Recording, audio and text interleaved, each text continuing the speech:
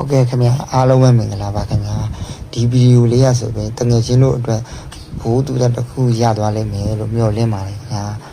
ဒီဗီဒီယိုလေးထဲမှာတခြားကြည့်ပြကျွန်တော်တို့ဆိုင်ကပြက်နေတယ်ဆိုတဲ့ပုံစံမျိုးဟန်ဆောင်ပြီးတော့ဗောနော်သူတို့အကူအညီတောင်းတာဗောနော်ဒီနေရာကအိမ်ကြီးလည်းမရှိဘူးဗျလူလည်းမရှိဗောနော်လူလည်းပြက်တယ်ဗောနော်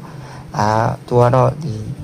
ကူညီတဲ့လူကတော့စေနာတက်နေတယ်ဗောဗျာဆိုင်ကယ်ပေါ်ကနေသူဆိုင်ကယ်တကယ်ပြက်နေတယ်ဆိုပြီးတော့သူ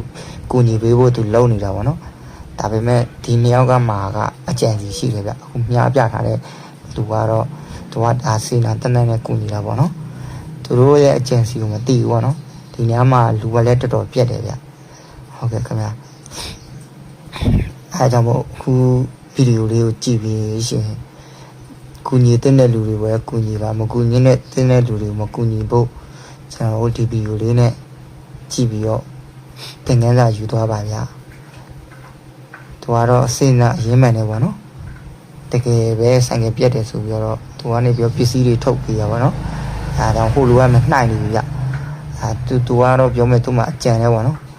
သူကလူလေးအောင်စောင့်နေဗျာစောင့်ပြီးတော့လက်မှာသူတစ်ခု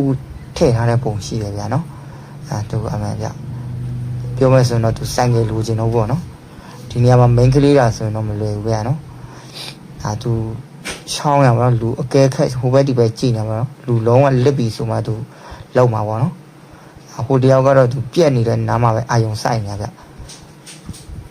ဆိုင်ကကိုသူဘယ်လိုကူညီပေးရမလဲဘယ်လိုကောင်းအောင်လုပ်မလဲဆိုပြီးတော့အာယုံဆိုင်နေပါတော့ဒါပေမဲ့ဒီလူတွေမှာတော့တို့ရဲ့အကြံစီရှိတာပေါ့နော်သူနှိုက်ပြီဗျလက်ကိုပါဇက်ကိုအုပ်လိုက်ပြီဗျာနော်ပြောမယ်ဆိုတော့သူတို့ဒါမေ့စည်းနေပေါ့နော်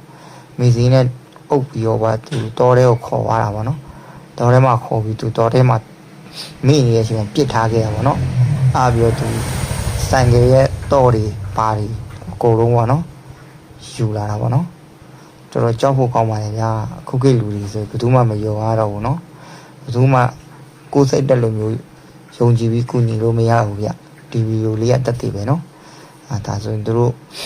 ဟိုတယောက်ကတော့သူမိနေတဲ့လူရှုံထဲမှာတွားနှုံသွားပြီးတော့ထားခဲ့တာပေါ့နော်ထားပြီးဆိုင်ကတော့တွေပါယူပြီးတော့သူ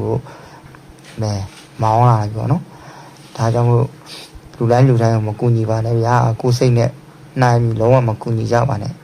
မိန်းကလေးတွေဆိုရင်အထူးဂရုပြုကြပါခင်ဗျာဒီဗီဒီယိုလေးကို share သွားပေးပါဦးခင်ဗျာ